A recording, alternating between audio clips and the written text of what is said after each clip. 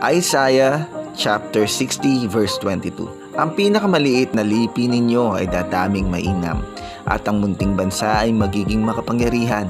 Ako si Yahweh na kaagad tutupad sa aking mga pangako kapag dumating na ang takdang panahon.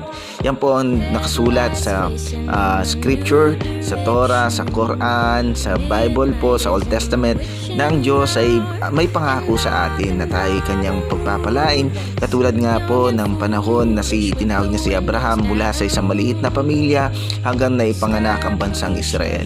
So tunay nga po na ang Diyos ay tapat sa kanyang mga pangako. Kailangan nga lang po nating hintayin yung mga tamang panahon. Katulad po na sinasabi ni Haring Solomon sa kanyang mga akda, may panahon ng paghasik, may panahon ng pag-aani, may panahon ng kaguluhan at may panahon ng kapayapaan, may panahon ng pagmamahalan, may panahon ng hinduaan, sapagkat lahat ay may tinakdang panahon ng Panginoon. Kung naiinip po tayo sa mga panahon ng pagpapala, ay lalo lang po nating igihan ang ating pananampalataya sa ating Diyos. So ito po ang inyong Kuya Mark, nagsasabing always good vibes lang po tayo and make our mama and dada proud. So we'll see you on the next vlog. Sana paki-follow niyo po ang aking Facebook page para sa mas marami pa po video katulad ito. God bless po. We'll see you.